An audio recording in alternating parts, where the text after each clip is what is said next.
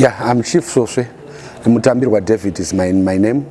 That is on the birth certificate. I'm the programs director for Mutare Residents and Ratepayers Association. Mutare Residents and Ratepayers Association was formed in 1959 and has been handed over from generation to generation. I'm also the founder of and the director, executive director of Makwe Heritage Foundation Trust. It's a trust which was formed in 2018 with a view of preserving culture and heritage in Zimbabwe. Since March, the impact of the COVID-19 lockdown, there are quite a number of issues which actually happened, which impacted negatively on the communities. First and foremost, it was the demise of informal sector. The informal sector is predominant. The communities in Mutare is predominantly informal. About 95% of the people of Mutare are informal, are in the formal sector, and most of them, about 65% are women. And among those women, most of them are into selling wares such as vegetables, tomatoes, second-hand clothes, and groceries. So when the COVID-19 restrictions came, everything was actually stand on hold, which actually eroded all the income which they had, and that actually caused them to be chucked out of their houses, the lodgings, because of failure to pay.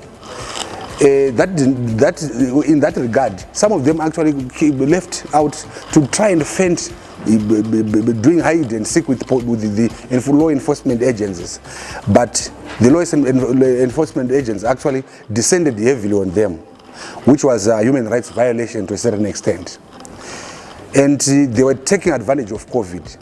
That was as if that was not enough.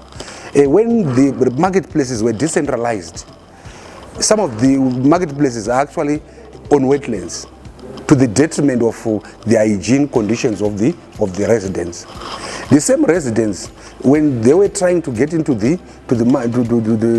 when they were located into those vending sites, they did not have ablution facilities. They did not have, of course, a certain NGO provided washing facilities, but sometimes there's no water. So when a lot of water poured into the city, that vending site was affected. Since it's a wetland, it was inaccessible and it was susceptible to diseases. Apart from that, the villagers did not have letters for them to commute, to access cash. Cash was there was cash crisis again.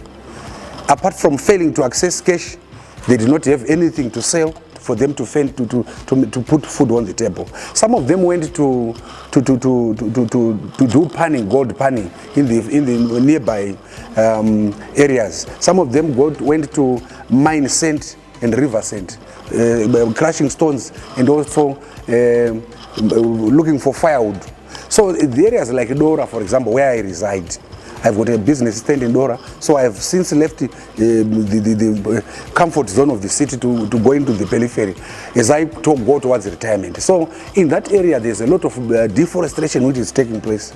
So the pristine environment is disappearing or daily. During the night, you see loads and loads of firewood which is being taken to town. So these are some of the challenges. Again, on the challenges, you'd find that the COVID-19 provided an opportunity where people had to think outside the box. Some of them developed coping mechanisms.